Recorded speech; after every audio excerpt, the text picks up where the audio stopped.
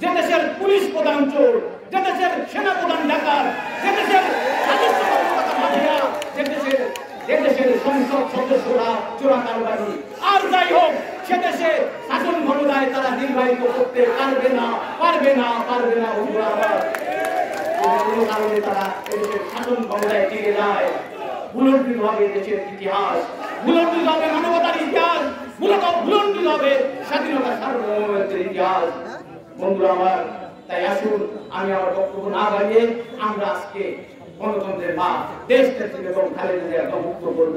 আমি মনে প্রাণে বিশ্বাস করি আমাদের মা, গণতন্ত্রের মা এদেশের 3 মানের থাকে। আজ আমরা এমন এক নেত্রীর মুক্তি কামনা করছি যে নেত্রী এদেশের 3 বারের প্রধানমন্ত্রী ছিলেন। আজ আমরা এমন এক নেত্রীর মুক্তি কামনা করছি যে নেত্রী এদেশের গণতন্ত্রের জন্য তার জীবনের অধিকাংশ সময় ব্যয় করেছেন। আজ আমরা এমন এক নেত্রীর মুক্তি কামনা করছি যে নেত্রী জীবনে কোনো নির্বাচনে কোনোদিন পরাজয় বরণ করেনি। যে নেত্রীর ইতিহাস এই উপমহাদেশে এমন কোন রাজনৈতিক ব্যক্তিত্ব নেই যে যিনি কখনো নির্বাচনে পরাজিত হন নাই। শুধুমাত্র ব্যতিক্রম ধর্মী নেত্রী দেশ নেত্রী বেগম খালেদা জিয়া, তিনি তার জীবন দশায় কোনোদিনও কোনো নির্বাচনে পরাজিত হয়নি। আজকে আমরা সেই নেত্রী সুচিকিৎসার দাবিতে আমরা আজকে সমাবেশ করছি। কি দুর্ভাগ্য জাতি, কি দুর্ভাগ্য আমাদের দেশের 18 কোটি মানুষের। বন্ধুরা আমার, বাংলাদেশের রাজনীতি আজ 2 ধারায় বিভক্ত। এক ধারার নেতৃত্ব দিচ্ছেন আমাদের প্রিয় নেত্রী, 3 বারের সাবেক প্রধানমন্ত্রী, গণতন্ত্রের মা দেশ নেত্রী বেগম খালেদা জিয়া এবং আমাদের আগামী রাষ্ট্রনায়ক জনাব তারেক রহমান।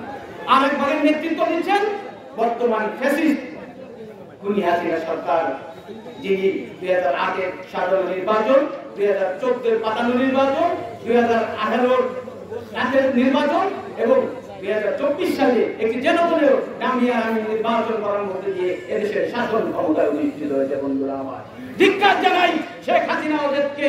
এদেশের 30 লক্ষ মানুষ সেদিন শহীদ হয়েছিল এরকম একটি বাংলাদেশ দেখার জন্য নয়।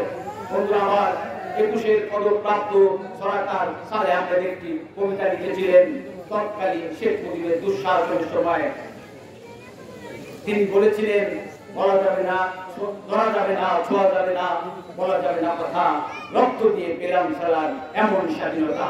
বন্ধুরা আমার, তাই আসুন আজকে আমরা ঐক্যবদ্ধ হয়ে বর্তমানে ফ্যাসিস্ট এই খুনি হাসিনার এই জালিম সরকারের বিরুদ্ধে রাজপথে ঐক্যবদ্ধ হয়ে এই ফ্যাসিস্টকে এই বাংলাদেশের মাটিতে উৎখাত করে আমরা আবারও দেশ নেত্রী এবং খালেদা জিয়ার নেতৃত্বে এমন গণতন্ত্র প্রতিষ্ঠা করব যে গণতন্ত্রের সুফল ভোগ করবে এদেশের 18 কোটি মানুষ। যে গণতন্ত্রের সুফল ভোগ করবো আমরা, যে গণতন্ত্রের সুফল ভোগ করবে আগামী প্রজন্ম।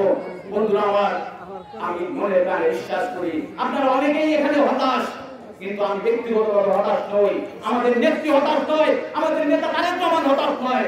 হয়তো আপনারা ভাবতে পারেন বর্তমান ফ্যাসিস্ট খুনি হাসিনা সরকার আবারও 2014, 2018, 2024-এ একটি জনগণের নির্বাচন করে বোধহয় টিকে গেলেন। তারা বোধহয় আবার অনেকদিন এদেশের মানুষকে শোষণ এবং শাসন করবে, কিন্তু আমি মনে প্রাণে বিশ্বাস করি না। বন্ধুরা আমার,